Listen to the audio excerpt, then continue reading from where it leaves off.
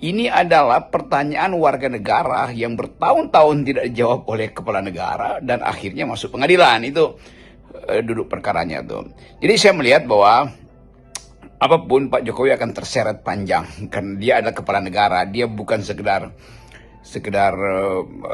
mantan presiden, tetapi dia mewakili satu tradisi bahwa kepala negara tidak boleh mempersoalkan pertanyaan warga negara.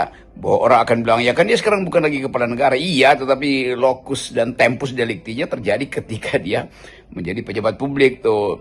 Jadi urut-urutan peristiwanya adalah pertama, gugatan terhadap ijazah Jokowi muncul karena dia ada dalam jabatan publik. Maka ijazah itu bukan lagi milik privat, tapi milik publik.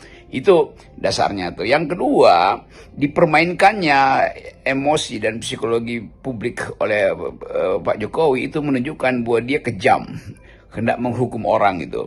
Kalau memang dia dari awal tahu bahwa dia asli, ya ditunjukin aja kan supaya nggak ada penghukuman tuh. Nah sekarang setelah kasus ini beredar dan berkelindan dengan kasusnya Gibran yang juga dituduh sebagai pemilik ijazah palsu atau memalsukan ijazah, bahkan dia mulai panik tuh. Jadi kepanikan ini yang sebetulnya menunjukkan bahwa isu ijazah ini akan mengguncang Republik, dan ini bukan sekedar Republik, tetapi sistem bernegara kita, juga sistem moral bangsa, juga sistem psikologi politik dari Presiden Prabowo. Ini sebetulnya satu kumpulan dari simptom yang akhirnya memuncak dan pecah sebagai tuntutan hukum. Nah konyolnya tuntutan hukum itu menurut kalkulasi saya tidak akan ada deliknya tuh.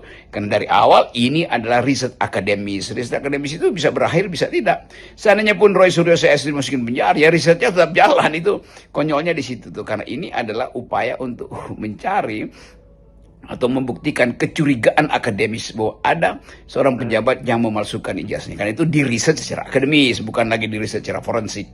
Jadi kalau Anda melihat proses pengadilan terhadap trio RRT dan para pengacara yang tergabung dalam tim pembela ulama dan aktivis, ini ada 8 orang ya, itu justru akan jadi panggung untuk membuka semua persoalan yang membeli Jokowi dan keluarganya. Benar, problemnya sekarang bukan pada Rismon atau Roy Suryo atau Dr. Tifa, tetapi pada presiden dan keluarga presiden sendiri, karena akhirnya isu ini akan dikumpulkan sebagai satu cluster isu tentang kebohongan Jokowi. Kan itu intinya. Misalnya akan ada orang yang datang jadi saksi ahli menerangkan bahwa kecurigaan terhadap jasa Jokowi itu inline dengan kebiasaan Jokowi berbohong. Jadi dia mesti diperiksa psikologinya. Itu udah satu poin yang panjang. Yang kedua adalah sifat Pak Jokowi yang